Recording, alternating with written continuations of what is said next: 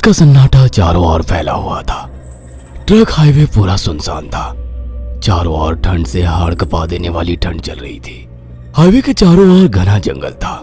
उसी हाईवे पर एक मर्सिडीज दौड़ रही थी। उसमें 3 लोग सवार थे, राहुल, निधि और उनकी 10 साल की बेटी तानिया। राहुल अपने दोस्त सैफ के घर ईद की पार्टी में शामिल होने के लिए गया था और पार्टी करके घर लौट रहा था। निधि ने मुस्कुराकर ड्राइव करते हुए राहुल से कहा, कुछ भी कहो राहुल, आज तो ईद की पार्टी में मजा आ गया। हाँ, मेरा दोस्त बहुत ही बिंदास और हंसी मजाक करने वाला व्यक्ति है। मैंने देखा उसके घर पर शहर की एक से एक बड़ी हस्ती थी, मगर फिर भी वो उन सबको इग्नोर करके हमें इम्पोर्टेंस दे रहा था। हाँ, देगा क्यों नहीं, आखिर मेरा दोस्त जो है। सच में राहुल, अमेरिका से इंडिया लौटकर बहुत अच्छा फील हो रहा है। वैसे तुम्हारा दोस्त सचिन अभी तक नहीं आया अमेरिका से? निधि की बात सुनकर राहुल चौंक कर बोला, ओह शिट यार, उसका फोन आया था कि वो इंडिया आ रहा है। उसने बोला था कि मुझे एयरपोर्ट पर पिक कर ले। निधि बहुत नाराज होगा वो। कोई बात नहीं, उससे बोल देना कि तुम्हें बिल्कुल याद नहीं रहा, और फिर तुम्हें सैफ की इनवाइट की हुई ईद पार्टी में भी तो शामिल होना था। निधि ने इतना बोला ही था कि उसकी बेटी तानिया ने अपनी माँ की ओर देखकर कहा, मुझे भूख लगी है माँ, और प्यास भी। तानिया की बात पर निधि ने बुरा सा मुंह बनाकर उसकी ओर देखकर कहा, पार्टी में तो इतना खाया था तुमने, फिर भी भूख लगी है? निधि की बात पर तानिया ने मासूम सा चेहरा बनाकर कहा, कोई बात नहीं मम्मी, मुझे पानी ही पिला दीजिए। कितनी बार बोला है मुझे मम्मी मत बोला करो। पानी अभी नहीं है, आगे जाकर कोई शॉप पड़ेगी तो बोतल खरीद के दे दूंगी। निधि की बात पर राहुल ने मुस्कुराकर कहा, छोटी बच्ची है निधि, इतना नाराज होना सही नहीं है। राहुल ने इतना कहा ही था कि अचानक एक काली परछाई राहुल की कार के सामने आकर खड़ी हो गई। राहुल के पैर अचानक ब्रेक पर पड़ गए। गाड़ी तेज रफ्तार में थी। ब्रेक अचानक लगने से पलटते पलटते बाल बाल बची थी। राहुल के चेहरे पर भयानक ठंडी में भी पसीने की बूंद टपकने लगी। वो दोनों कार से बाहर निकल आए। निधि ने डरते हुए कहा, आखिर कौन था ये? ऐसा लगा जैसे कि कोई भयानक काली परछाई मेरे कार के सामने आकर खड़ी हो गई हो। वह दोनों काली रात के सन्नाटे में इधर उधर देखने लगे। तभी निधि को एक घने पेड़ के पास दो चमकीली हुई आंखें दिखाई दी। उसकी आंखें बिल्कुल भेड़ियों की तरह लग रही थी। निधि ने चीखते हुए राहुल से कहा, राहुल देखो कौन है वो, जल्दी से गाड़ी में बैठो, मुझे बहुत डर लग रहा है। राहुल ने उस तरफ देखा तो उसके रोंगटे खड़े हो गए। वो दोनों गाड़ी के अंदर बैठने ही वाले थे कि अचानक एक अजीब सा चेहरा वाला भयानक सा आदमी बिजली की रफ्तार से उनके सामने आकर खड़ा हो गया। राहुल ने देखा कि उसका चेहरा बिल्कुल सड़ा हुआ था और उसकी आंखें भेड़िए की तरह चमक रही थी।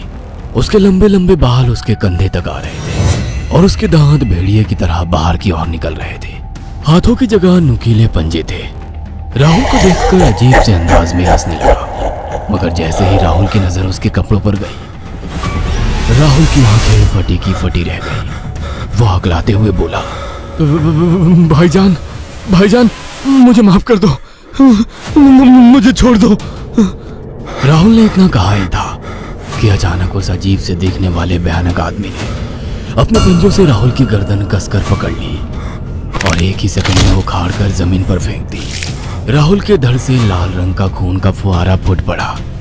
इस भयानक मंजर को देखकर निधि के गले से एक जोरदार चीख निकल गई।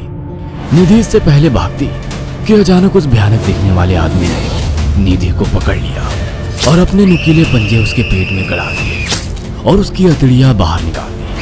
निधि की एक दिल दहला देने वाली चीख सन्नाटे को चीर गई। अचानक हवा का एक बवंडर उठा और वो भयानक सा दिखने वाला व्यक्ति देखते ही देखते बवंडर के साथ गायब हो गया। तानिया ने डरते डरते निधि के मोबाइल से पुलिस और सैफ को बुला लिया और कुछ ही देर में वहां चारों ओर पुलिस की गाड़ियां थी। पुलिस ने राहुल के दोनों दोस्त सैफ और सचिन को वहीं बुला लिया। इंस्पेक्टर अर्जुन ने दोनों से कहा, मैंने ऐसी हत्याएं अपने करियर में कभी पहले नहीं देखी। ये काम तो ना किसी जानवर का लगता है, ना ही किसी इंसान का। सचिन कपकपाती हुई आवाज में बोला, आप कहना क्या चाहते हैं? कुछ कह नहीं सकता। जिस किसी ने भी इन दोनों को मारा है उससे एक बात तो साबित होती है कि वो इन दोनों से हद से ज्यादा नफरत करता था। अब सारी सच्चाई तो ये बच्ची ही बता सकती है। इतना बोलकर इंस्पेक्टर अर्जुन तानिया के पास चला गया, जो बेहद डरी हुई थी। तानिया ने आंखों देखी सारी घटना इंस्पेक्टर अर्जुन को बता दी। तानिया की बात सुनकर इंस्पेक्टर अर्जुन कंफ्यूज चेहरा लेकर मोबाइल पर किसी से बात करने लगे। सचिन इंस्पेक्टर के पास आ गया और सैफ भी डरता हुआ इंस्पेक्टर अर्जुन के पास आकर बोला, क्या हुआ इंस्पेक्टर? तानिया ने क्या बताया? उसने जो बताया वो काबिले यकीन नहीं है। उसकी बात पर किसी भी तरह से यकीन नहीं किया जा सकता। फिर भी कुछ तो बताया इंस्पेक्टर। हाँ, उस बच्चे के मुताबिक एक भूत ने निधि और राहुल को बड़ी बेदर्दी से मारा है। इंस्पेक्टर की बात सुनकर दोनों बुरी तरह से चौंक गए। क्या मतलब है इस बात का? बच्ची बेहद डरी हुई है। हम आगे की तफ्तीश जारी रखेंगे। निधि और राहुल तो चले गए, अब तानिया को मैं रख लूंगा। नहीं नहीं, राहुल मेरा अच्छा दोस्त था। तानिया अब मेरे साथ रहेगी। देखिए, बच्ची के माँ बाप अब इस दुनिया में नहीं है और आप दोनों भी शादीशुदा है। मुझे नहीं लगता कि आप दोनों बच्ची की सही से देखभाल कर सकते हैं। मेरी कोई औलाद नहीं है। मैंने अपनी पत्नी को फोन कर दिया है, वो भी आईपीएस ऑफिसर है। ये बच्ची आज से मेरे साथ रहेगी। उसका मासूम चेहरा मेरे दिल में उतर गया है। अब तुम दोनों जा सकते हो। पूछताछ के लिए मैं जब भी तुम्हें बुलाऊं तुम दोनों आ जाना। इंस्पेक्टर ने ये बात बोली ही थी कि अचानक वहां पर मौसम बदल गया। चारों ओर काली घटाएं छा गई और एक भयानक बवंडर उठा और देखते ही देखते सब पुलिस वालों के सामने वो भयानक चेहरे वाला आकार सबके सामने खड़ा हो गया। उसको देखकर सबके रोंगटे खड़े हो गए। देखते ही देखते उसने अपने भयानक पंजे सैफ की आंखों में डालकर उसकी आंखें निकाल ली। सैफ ने चीखते हुए वहीं दम तोड़ दिया। उस भयानक आदमी को देखकर सचिन उसके पैरों पर गिर गया। तुम तो भाईजान से कपड़े पहने हो। मैं समझ गया, तुम भाईजान हो। मुझे माफ कर दो भाईजान, मुझे यहाँ से जाने दो। मैंने कुछ नहीं किया था। वह भयानक चेहरे वाला गुर्राते हुए बोला, बता इन सबको कि ये सब इतनी भयानक मौत क्यों मरे। सचिन दौड़ता हुआ इंस्पेक्टर अर्जुन के पास गया और बोला, मैं जानता हूँ इसने इन तीनों को क्यों मारा। इसका नाम भाईजान था। जब ये जिंदा था ये किसी का भाई किसी की जान था। बहुत साल पहले ये हम सबका बहुत अच्छा गहरा दोस्त और बिजनेस पार्टनर था। ये सबकी बहुत मदद किया करता था। इसकी प्यारी सी बेटी थी तानिया, जो इस वक्त कार के अंदर बैठी हुई है। ये इसी की बेटी है। भाईजान अपने सारे पैसों से एक बहुत बड़ा हॉस्पिटल खोलना चाहता था जिससे गरीबों का मुफ्त इलाज किया जा सके, मगर हम तीनों इसके लिए तैयार नहीं थे। हमारी नीयत उसकी दौलत पर खराब थी और एक दिन हम सब धोखे से ईद के दिन भाईजान को यहाँ ले आए और इसे मारकर फेंक दिया। तो फिर तुम सबने इसकी बेटी को क्यों जिंदा छोड़ दिया?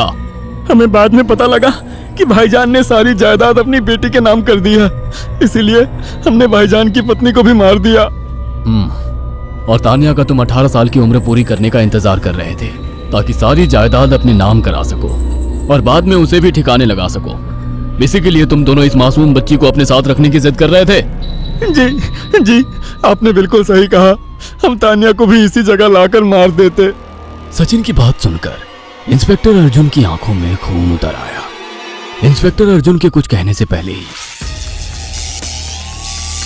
भाईजान बिजली की रफ्तार से इंस्पेक्टर अर्जुन की आंखों के सामने से सचिन को पकड़कर ले गया और उसके शरीर के टुकड़े टुकड़े कर दिए और हवा में उठे एक तेज बवंडर के साथ गायब हो गया।